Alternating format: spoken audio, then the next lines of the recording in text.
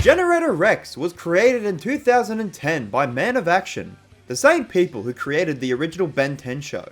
It follows a kid named Rex as he fights monsters called Evos with machines he can spawn from his body. This show released on Cartoon Network, and I somehow never caught an episode. And I was on Cartoon Network a lot at this time. I never hear anything about this show, except for one special it did, but we'll get to that soon. Since I did a Ben 10 video recently, covering Generator Rex seems fitting because of how similar the shows are.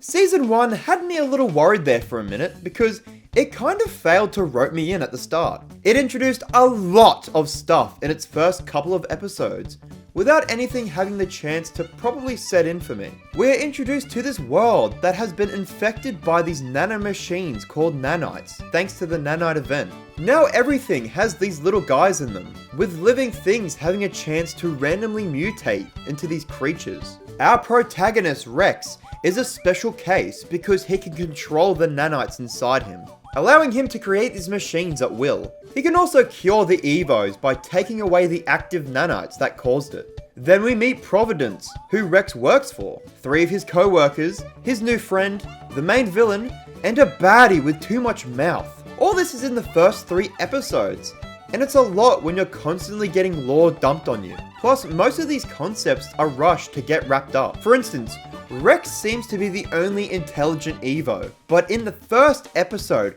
we already meet more of them, and even someone else who can control nanites. Wouldn't it be cool to wait maybe a few episodes before we meet the pack? Let us get used to the formula of fighting animalistic Evos, then spring Van Cleis onto us to make it more of an impact. Noah is just a dude Rex befriends, but it's revealed that he's a spy at the end of the same episode he was introduced. And even worse, Rex finds out only a couple episodes later. It doesn't feel like this big betrayal because we've barely seen Noah. I had nothing to keep me watching in the early episodes because the actually interesting stuff concluded before I could even care. Let's talk a bit about Rex, because he's got some interesting development. We find out Rex has amnesia and doesn't remember anything before working at Providence. He learns fragments about his past in a few episodes, which are the best ones. I'm not saying the other ones were bad, I just remember the Rex-centered ones more. And it helps that Rex's powers are so cool. The versatility of the character is outstanding, since he has 6 different builds that allow him to do very different things. He's got swords, fists, legs, a jetpack, hoverbike, and a gun. Some of the builds also have secondary functions, and he can even make them as much as he wants. It is tied to his emotional state, but this never really becomes an issue. In addition to all that and curing Evos, Rex can just control technology. And in a world full of technology, he's the most busted character in the show. But at the same time, he never feels too overpowered, mostly needing help from Six, Dr. Holiday, and Bobo. These guys work great for teaching Rex lessons and just having around, but I wish we got more episodes about them. Six gets 1, yeah. Holiday has like half of 1. And Bobo gets zilch. I obviously want to see more about Rex, but if you want the rest of your cast to be liked, we need that lore, baby. Random note, but John Cena voices a minor antagonist. Really? Look around. These are our homes. What's left of them. Your job is making our lives worse. I wish I could glaze Van Cleis as much as Rex, since he is the main villain, but he hasn't done that much yet for me to really like him. He's actually kind of boring. Really makes me go, He only shows up a few times without doing anything of note. At least his new powers are cooler than controlling dirt. The concept of Evos is very open-ended, thankfully, and they do a good job at delivering a variety of cool designs and abilities. There's no set rules for them, so the creative team can make anything up as they go. And I hope they continue the streak because I ended season 1 enjoying myself. The last episode was jam-packed full of callbacks to the rest of the season, and Rex even got more builds, so I'm excited to see where this series takes me.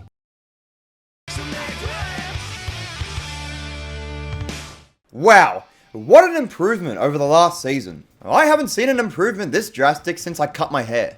You can probably guess what I mean when I say the show's second season is better. More great episodes, concepts, character work, and Evos. Every episode is still very episodic, but there are a good amount of status quo shakeups that keep the season interesting. At the end of the last one, Rex unlocked the ability to make more builds thanks to the Omega Nanite he got, leading to him now creating a lot of new builds, which is followed up on a good amount of times. I was fully expecting him to only do this twice and then get the shaft.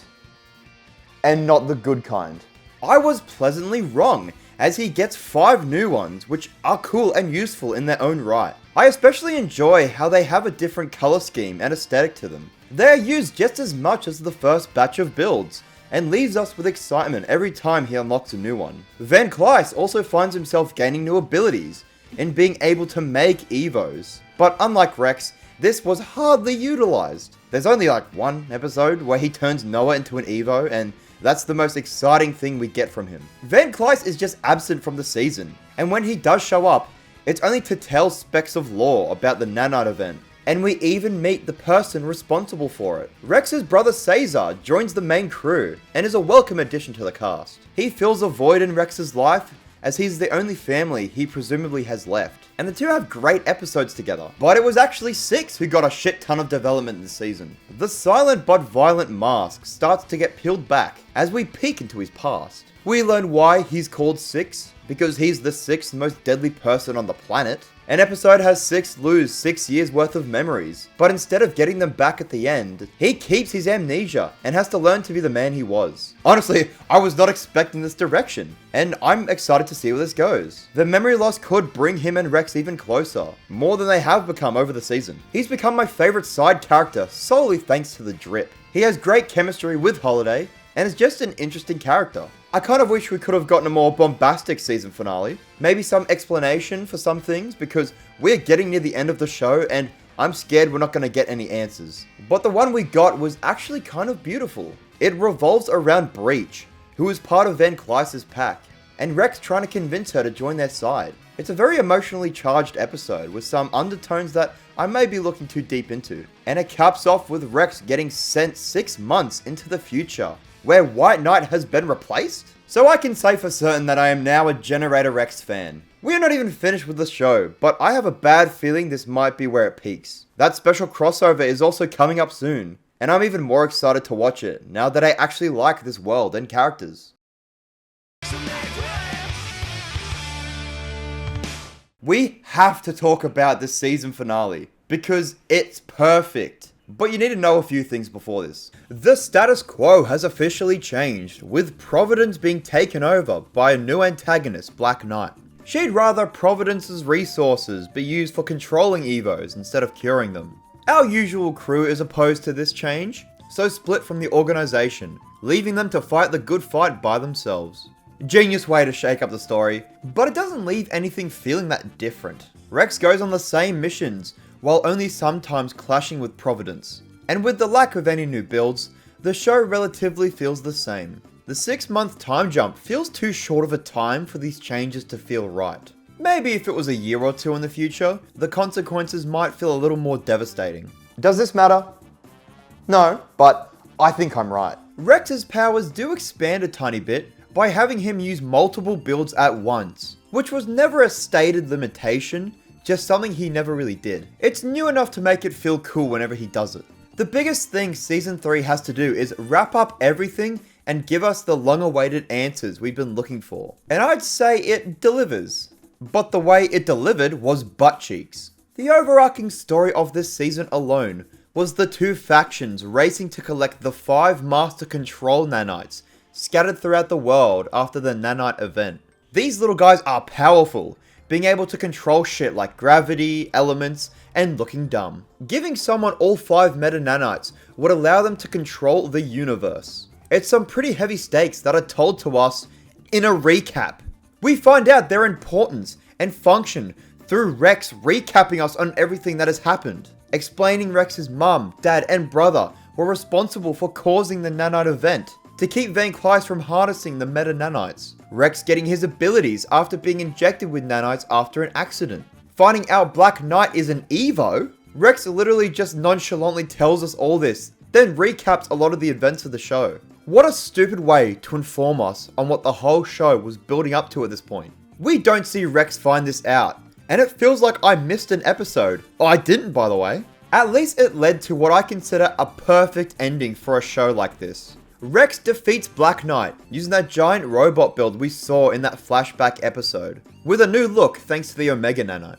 Then he uses the 5 Meta Nanites to cure every Evo on Earth, except Bobo for some reason. They do leave the door open for the possible 4th season, with Van Kleist escaping, but we obviously know that didn't happen. Other than that, all the secrets are out. Rex knows everything, and while he doesn't have all his memories back, he can continue doing what he does. And that's where the show leaves us. I believe that Season 3 didn't necessarily top Season 2 in quality or cool gimmicks, but was still fun in its own right, and delivered that beautiful ending. Unfortunately, they leave a lot of ideas on the table. Six losing his memories never comes into play, even though they reference it a few times. The lack of new stuff to do with Rex's powers leaves a hole in the show, and frankly, his build started to become a little repetitive. Oh, you want me to talk about the special now? Ah, if I must.